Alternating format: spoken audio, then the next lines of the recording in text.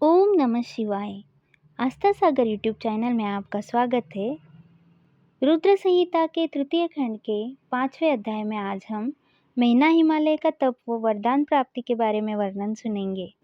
नारद जी ने पूछा, हे विधाता, देवी के अंतर्धान होने के बाद जब सभी देवता अपने अपने धाम को चले गए, तब आगे क्या हुआ? हे भगवान, कृपा करके मुझे आगे की कथा भी सुनाइए।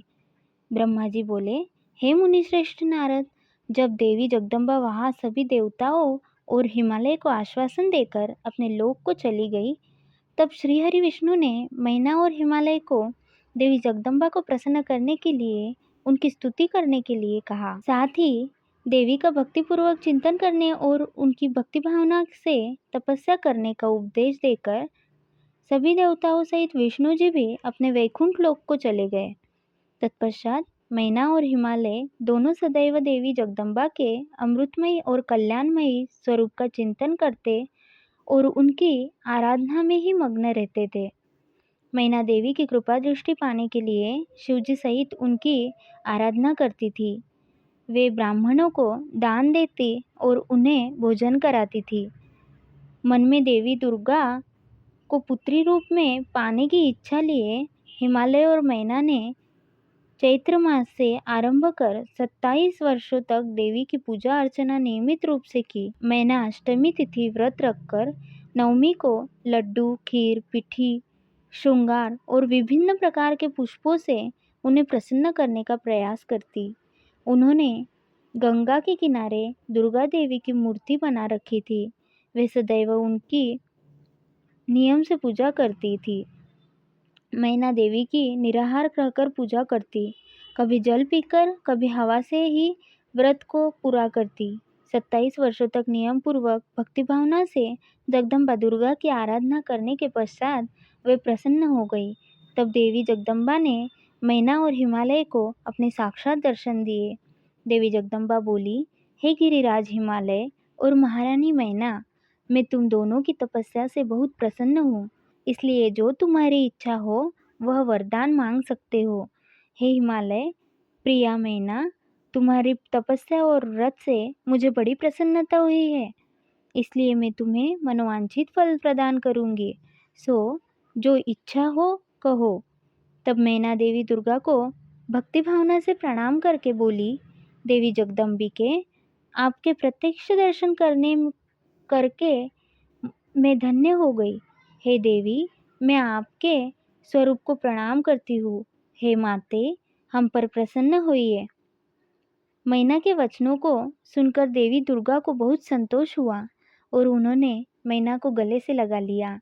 देवी के गले लगते ही मैना को ज्ञान की प्राप्ति हो गई। तब वे देवी जगदम्बा से कहने लगी, इस जगत को धारण करने वाली, लोकों का पालन करने वाली तथा मनोवांछित फलों को देने वाली देवी, मैं आपको प्रणाम करती हूँ। आप ही इस जगत में आनंद का संचार करती है। आप ही माया है, आप ही योग निद्रा है। आप अपने भक्तों के शोक और दुखों को दूर करती है। आप ही अपने भक्तों को अज्ञानता के अंधेरे से निकाल कर उन्हें ज्ञान रूपी तेज प्रदान करती है। भला मैं तुच्छ स्त्री कैसे आपकी महिमा का वर्णन कर सकती हूँ? आप आकार रहित तथा अदृश्य है। आप शाश्वत शक्ति है। आप परम योगिनी है और इच्छानुसार नारी रूप में धरती पर अवतार लेती है। आप ही पृथ्वीलोक पर चारों ओर फैली प्रकृति है। ब्रह्म के स्वरूप को अपने वश में करने वाली विद्या आप ही है। हे जगदम्बा माता, आप मुझ पर प्रसन्न होइए। आप ही यज्ञ में अग्नि के रूप में प्रज्वलित होती है। माता, आप ही सूर्य की किरणों को प्रकाश प्रदान करने वाली शक्ति है। चंद्रमा की शीतलता भी आप ही है। ऐसी महान और मंगलकारी देवी जगदम्बा का मैं स्तवन करती हूँ। माते, मैं आपकी वंदना करती हूँ। संपूर्ण जगत का पालन करने वाली और जगत का कल्याण करने वाली शक्ति भी आप ही है। आप ही श्री हरि की माया है।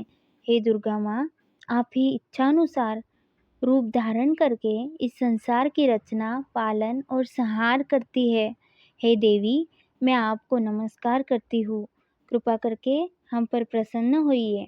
ब्रह्मा जी बोले, हे नारद, मैना द्वारा भक्तिभाव से की गई स्तुति को सुनकर देवी बोली कि मैना, तुम अपना मनोवांछित वर मांग लो। तुम्हारे द्वारा मांगी गई वस्तु मैं अवश्य प्रदान करूंगी। मेरे लिए कोई भी वस्तु अदेय नहीं है। देवी जगदम्बा के इन वचनों को सुनकर मैना बहुत खुश हुई और बोली, हे शिवे, आपकी जय हो।